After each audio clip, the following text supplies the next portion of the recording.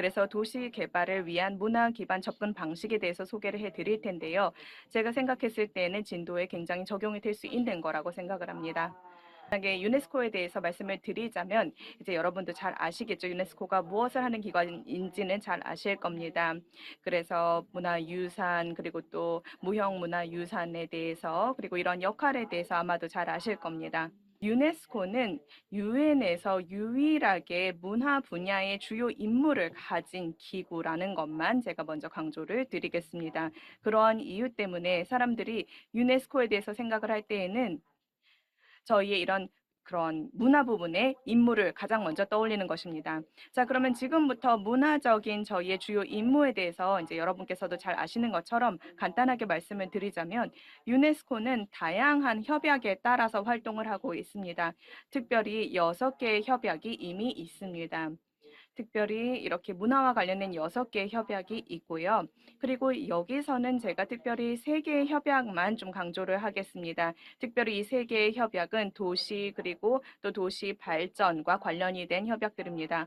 첫 번째는 세계 문화 그리고 자연유산 보호에 관한 협약이고요. 1972년에 도입이 되었습니다. 그렇기 때문에 1972년 협약으로 불려집니다. 여기 제목에서도 나와 있지만 이 협약은 세계 문화 그리고 자연유산 보호에 관한 협약입니다.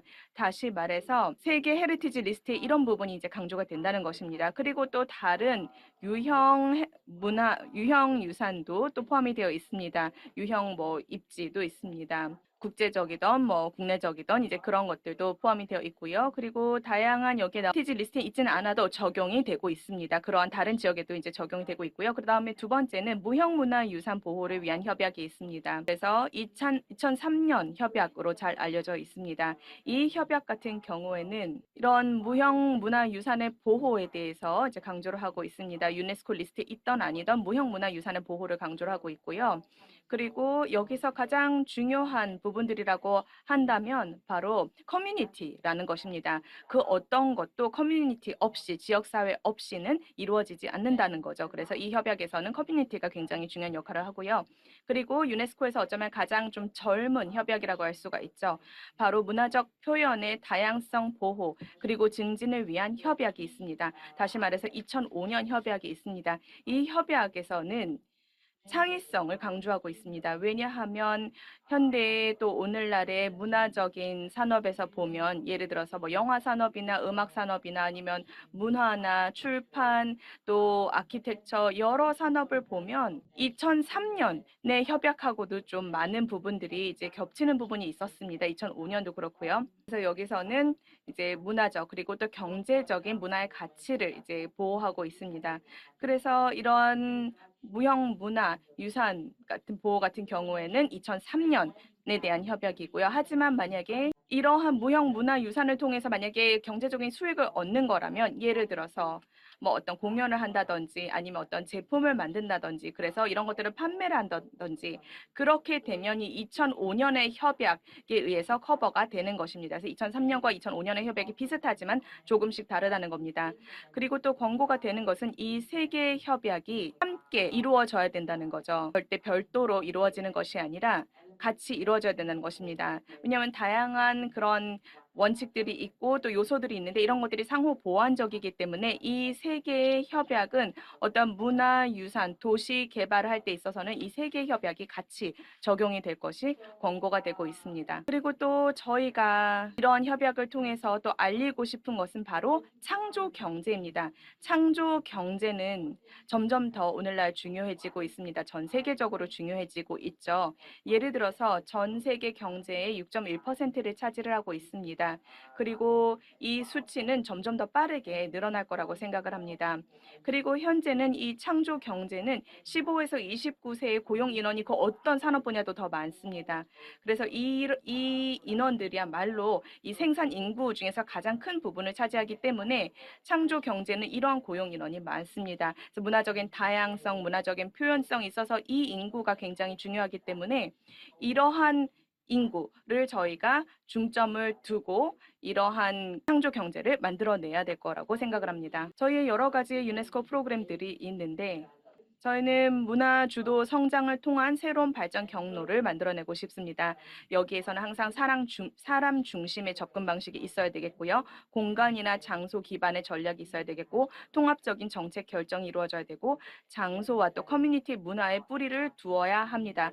왜냐하면 궁극적으로는 글로벌화라고 하더라도 모든 문화가 다 똑같아서는 안 된다는 것입니다. 각각의 그 지역의 문화를 보존을 하면서 잘 표현을 하면서 각각의 그 국가와 커뮤니티 문화의 뿌리를 두는 것이 천편일률적인 문화를 만들어내지 않는 데 있어서 중요하다고 생각을 합니다.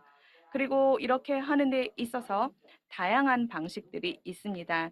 이제 강조를 하는 다양한 방법들이 있습니다. 이러한 문화 기반에 발전하기 위해서 무엇을 해야 되는지를 말씀드리자면 일단 먼저 그 문화에 대한 이해가 더 있어야 되겠습니다. 저희는 종종 이런 유형 또 무형 유산에 대해서 얘기를 하기도 하고 또 다양한 뭐 창의적인 산업들이 있죠. 뭐 영화 산업도 있고 음악 산업도 있고 뭐 그 영화도 있지만 저희는 전체적인 그림을 가지고 있어야 됩니다. 문화가 예를 들어서 이게 뭐 시청각 양방향 미디어인지 이게 뭐 무형 유산인지 유산 뭐 유형 유산인지 공연 예술인지 무형 문화 유산인지 문헌인지 신문인지 그리고 또 유산인지 관광 활동인지 이런 것들이 많은 경우에는 서로 연결이 되어 있기 때문에 전체적인 시각으로 문화를 이해하는 것이 중요합니다. 그리고 또 각각의 그 프로덕션의 문화적인 그런 차원을 가지고 또 유통까지 그다음에 또 뭐 교류할 때까지 아카이빙 이런 전체적인 어떤 그런 과정까지도 생각을 하면서 문화를 이해하는 것이 중요합니다. 그래서 굉장히 포괄적인 방법을 저희는 권고를 합니다. 도시들이 자국의 이런 문화에 대한 이해를 좀 더 심층적으로 하기 위해서는 이런 다양한 요소들을 보도록 합니다. 그리고 두 번째로는 문화는 항상 이러한 모든 17개의 지속 가능 발전 목표를 달성하는 데 있어서 중요한 역할을 해야 된다고 저희는 강조를 합니다. 여기 17개의 지속 가능 발전 목표들이 이제 있습니다. 문화라는 것은 별도로 나와 있는 목표가 아닙니다. 문화라는 것은 하나의 목표로 포함이 되어 있습니다. 11번째 목표에 포함이 되어 있을 뿐입니다. 도시에 관련된 그런 목표에 포함이 되어 있을 뿐이지 별도로 하나의 문화라는 목표가 있는 것은 아닙니다. 그리고 이렇게 보시면 문화라는 것은 사실 굉장히 중요한 역할을 할 수 있다는 것을 알 수가 있죠. 빈곤을 또 없애는 데 있어서 그리고 삶의 질을 높이는 데 있어서 그리고 고용을 하는 데 있어서 여러 문제들 환경적인 그리고 또 기후적인 문제들을 또 해결하는 데 있어서 그리고 또 뭐 토지, 면적, 해양과 관련된 모든 그런 문제들에 있어서 문화는 굉장히 중요한 역할을 할 수가 있습니다. 전통적인 지식뿐만이 아니라 다양한 이런 뭐 오늘날의 이런 다양한 그런 문화적인 산업을 통해서 중요한 역할을 할 수가 있고 궁극적으로는 이 17개의 발전 목표들을 이루는 데 있어서 도움이 될 수가 있습니다. 그래서 이렇게 부문 간의 협업을 하는 것이 굉장히 중요합니다.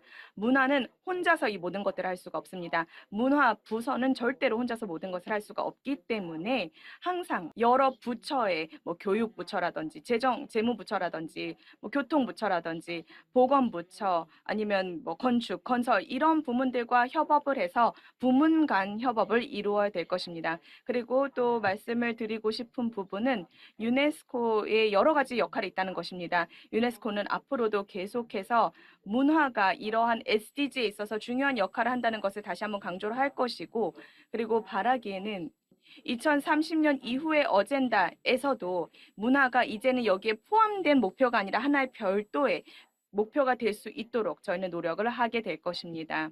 그리고 또 디지털 전환의 중요성도 부각을 하고 싶습니다. 특별히 문화 부분에서의 디지털 전환이 굉장히 중요합니다. 아시다시피 디지털 기술은 문화하고 또 창의성하고 연결이 되어서 이 문화적인 부문을 전환을 시킬 수가 있고 새로운 비즈니스 기회를 줄 수가 있습니다. 특별히 아태 지역에서 이제 새로운 비즈니스 기회들이 창출이 될 수가 있는데요. 동등한 접근이 주어져야 되겠죠. 많은 부문들, 많은 또 어떤 국가들은 사실은 이러한 기술들을 사용하지 못하는 경우가 있습니다.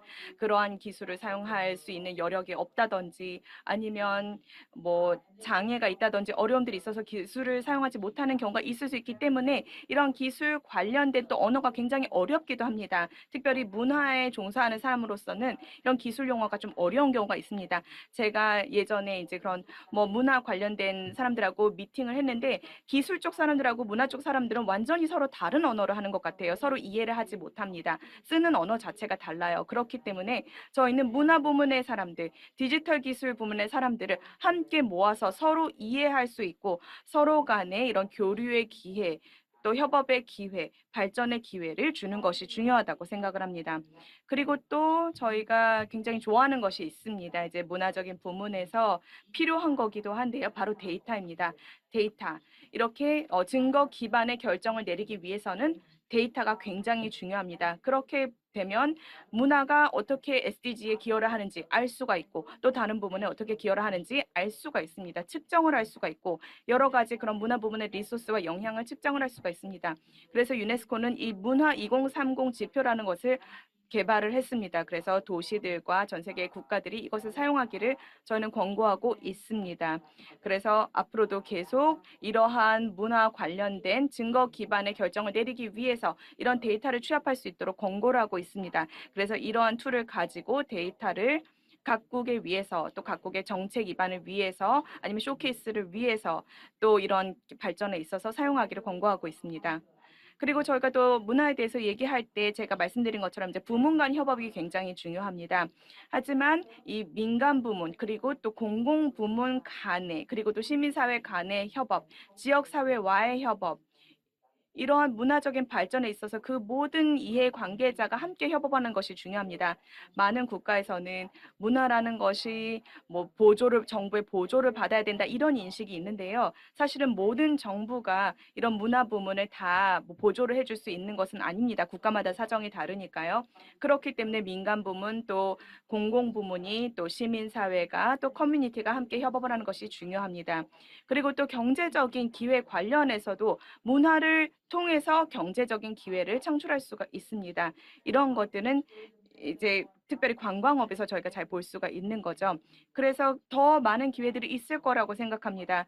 문화가 어떻게 중요한 역할을 할 수 있는지, 특별히 경제 발전에 있어서 얼마나 중요한 역할을 할 수 있는지, 예를 들어서 K드라마만 보더라도 그런 경우들이 있기 때문에 보여줄 수 있다고 생각을 합니다. 이거는 저희가 그다지 보지 않아도 될 것 같습니다. 왜냐하면 오늘의 심포지엄은 저희는 이제 도시 차원에서의 문화를 얘기하고 있기 때문입니다. 지금 이것은 이제 국가적인 차원에 대한 부분인데요. 유네스코에는 굉장히 많은 프로그램들이 있습니다. 그래서 도시 차원에서 실행될 수 있는 헤리티지 시티, 크리에이티브 시티 오브 유네스코 이런 프로그램들이 있습니다. 그래서 이런 것들을 통해서 좋은 프레임워크가 있기 때문에 또 다양한 전 세계에 있는 도시들에 대한 많은 사례들이 나와 있습니다. 어떻게 발전했는지에 대한 그런 사례들이 나와 있습니다. 그리고 마지막으로는 또 저희의 출판물에 대해서 말씀을 드리고 싶습니다. 여기에는 문화 그리고 창의성을 활용을 해서 지속 가능한 도시 개발을 할 수 있도록 하는 이러한 출판물이 있습니다. 그래서 여러 도시들에 대해서 또 창의성에 대해서 유네스코 그리고 세계은행이 함께 만든 출판물입니다. 그래서 구체적인 방식들이 나와 있습니다. 문화를 사용해서 지속 가능한 발전을 할 수 있는 방법들이 나와 있습니다. 그리고 6개 이네이블러라고 오른쪽에 나와 있습니다. 그래서 이런 이네이블러를 통해서 그리고 여러 가지고 있는 자산과 리소스를 통해서 그리고 예술가들을 통해서 또 무형 문화를 통해서 어떻게 성공적인 사례를 만들었는지를 볼 수가 있습니다. 여러 결과물들을 볼 수가 있습니다. 공간적인 차원에서의 베네핏이나 그리고 또 경제적인 베네핏, 그다음에 사회적인 베네핏도 볼 수가 있습니다. 유네스코는 현재 지금 중국의 몇몇 도시에서 이 CCC 프레임워크를 도입을 해서 그러한 도시의 개발 프로젝트를 진행을 하고 있습니다. 그래서 저희가 가지고 있는 이런 툴을 통해서 또 진도에서도 적용이 될 수 있다고 생각을 합니다. 그래서 앞으로도 어떻게 저희가 지원할 수 있는지에 대해서 또 논의를 할 수 있을 거라고 생각을 합니다. 그래서 이런 문화 기반의 도시 발전에 있어서 이런 툴을 사용하시면 좋을 것 같고요. 그래서 궁극적으로 유네스코는 저희의 맨데이트가 뭐라고 했죠? 바로 국가들하고 함께 협업을 해서 문화적인 유산을 활용을 하고 창의성을 도모하는 것입니다. 그렇게 해서 문화를 통한 지역 경쟁력을 강화를 하고 지속 가능한 발전을 촉진하는 것입니다. 그리고 유네스코에서 저희 동아시아 사무국에서는 앞으로도 계속해서 한국하고 또 진도하고 협업을 할 수 있기를 바라고요. 그리고 함께 협업을 해서 어떻게 하면 이 도시를 더 발전시킬 수 있는지에 대해서 더 논의를 할 수 있었으면 좋겠습니다. 이렇게 마무리 짓도록 하겠습니다. 다시 한번 저를 이렇게 초청해 주셔서 감사의 말씀을 드리겠습니다. 감사합니다.